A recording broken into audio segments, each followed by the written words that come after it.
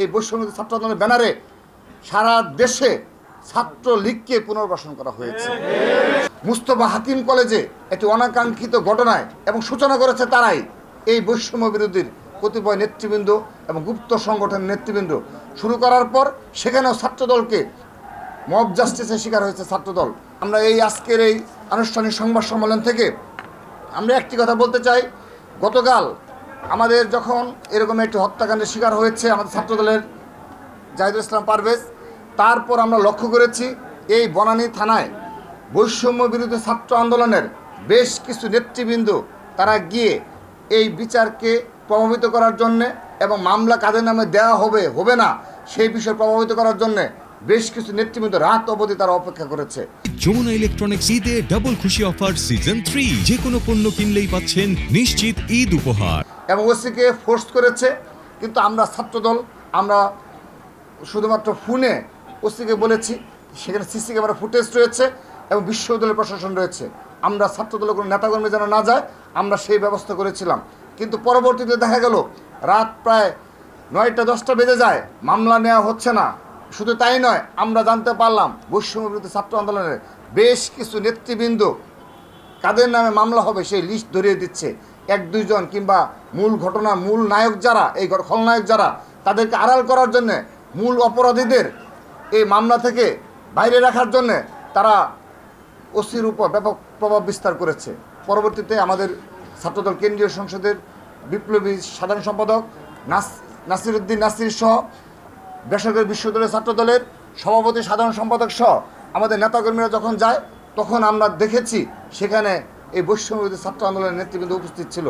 তো আমাদের প্রশ্ন হলো, এভাবে কখনো অতীতে কিংবা এই বর্তমান সময়ে বিগত প্রায় 8 মাস 8.5 মাস হয়ে গেল, এই সময়ে কোনো জায়গায় গিয়ে ছাত্রদল কখনো কোনো এ ধরনের কোনো প্রভাব বিস্তার করেছে কিনা, এটি ছাত্র রাজনীতির বাইরে। তো এটি শুধুমাত্র বনানী থানায় হয়েছে সেরকম না। আপনাদের মনে থাকার কথা, এই গত বৃহস্পতিবার অর্থাৎ 3 দিন আগে আপনাদের মনে থাকার কথা, এই আকবর শাহ থানা, চট্টগ্রামের এই আকবর শাহ থানা মুস্তফা হাকিম কলেজে একটি অনাকাঙ্ক্ষিত ঘটনায় এবং সূচনা করেছে তারাই, এই বৈষম্য বিরোধীর কতিপয় নেতৃবৃন্দ এবং গুপ্ত সংগঠনের নেতৃবৃন্দ শুরু করার পর সেখানেও ছাত্রদলকে মব জাস্টিসের শিকার হয়েছে ছাত্রদল। শুরুতে উস্কানি দিয়ে হামলা করে পরবর্তী যখন তারা প্রতিরোধের সম্মুখীন হয়েছে, তারপর গিয়ে থানায় গিয়ে তারা আবার কার নামে মামলা হবে কি হবে সেই কাজ করেছে। সেখানেও যখন প্রতিরোধের সম্মুখীন হয়েছে তারপর তারা সেখান থেকে চলে গেছে। কিন্তু এই ধরনের বিচারহীনতার সংস্কৃতি এবং এই মব জাস্টিসের কালচার আমরা কিন্তু এই অন্তর্বর্তীকালীন সরকারের সময় ব্যাপক আকার ধারণ করেছে। এক্ষেত্রে আমরা নিন্দা জানাচ্ছি এবং তাদেরকে সুষ্ঠু ছাত্র রাজনীতি চর্চার আহ্বান জানাচ্ছি। আমাদের এ ধরনের ছাত্র রাজনীতির উদাহরণ যেন তারাও সৃষ্টি করে কোনো মব জাস্টিস অংশগ্রহণ করবে না, উদ্ধত আচরণ করবে না এবং ক্যাম্পাসগুলোতে পেছনে থেকে ষড়যন্ত্রমূলকভাবে ছাত্র রাজনীতির বিরুদ্ধে অবস্থান নেবে না। এবং এইগুলো কার্যকলাপের মাধ্যমে কিন্তু ছাত্রলীগ পুনর্বাসিত হচ্ছে। আজকে দেখেন আওয়ামী লীগ, যুবলীগ এই ঢাকা শহরে বাংলাদেশের বিভিন্ন জায়গায় মিছিল করছে, তারা দুঃসাহস দেখাচ্ছে। এবং এই হত্যাকাণ্ডের সাথে যারা জড়িত আমরা অবাক হব না যদি দেখা যায় অতীতে তাদের ছাত্রলীগের সম্পৃক্ততা রয়েছে কিনা। কারণ দেখা যাচ্ছে এই বৈষম্যবিরোধী ছাত্র আন্দোলন, আমরা সমস্যা স্পষ্ট করেছি, এই বৈষম্যবিরোধী ছাত্র আন্দোলনের ব্যানারে সারা দেশে ছাত্রলীগকে পুনর্বাসন করা হয়েছে। সে কারণে তাদের কোনো নিয়ন্ত্রণ নেই, চেইন অফ কমান্ড নেই। আমরা যেভাবে আমাদের সহকর্মী হারানোর পরও আমাদের সংগঠনকে নিয়ন্ত্রণ করেছি, কিন্তু তাদেরকে দেখা যায় তারা সোশ্যাল মিডিয়া একটি স্ট্যাটাসকে কেন্দ্র করে তারা মব জাস্টিসের সূচনা করে দেয়। সেজন্য আমরা দীর্ঘদিনের অভিজ্ঞতা নিয়ে আমরা লড়াই সংগ্রাম করে আজকে আমরা এই অবস্থানে এসেছি।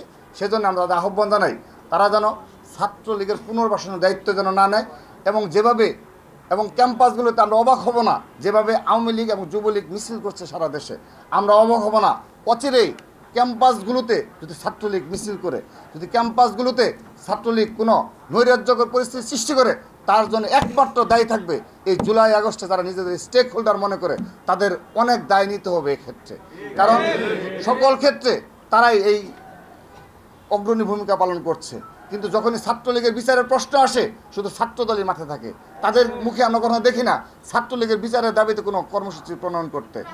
কারণ তারা মনে করে থাকে, আমি শেষ করে দিচ্ছি, কারণ তারা মনে করে থাকে ছাত্রলীগকে নিষিদ্ধ করা হয়েছে, তার মানে ছাত্রলীগের যে নেতাকর্মী রয়েছে তাদের সাথে যে যোগদান করবে, এটি একটি রাজনীতি কৌশল হিসাবে আমরা মনে করি। তারা একটি রাজনীতি কৌশল হিসাবে নিয়েছে।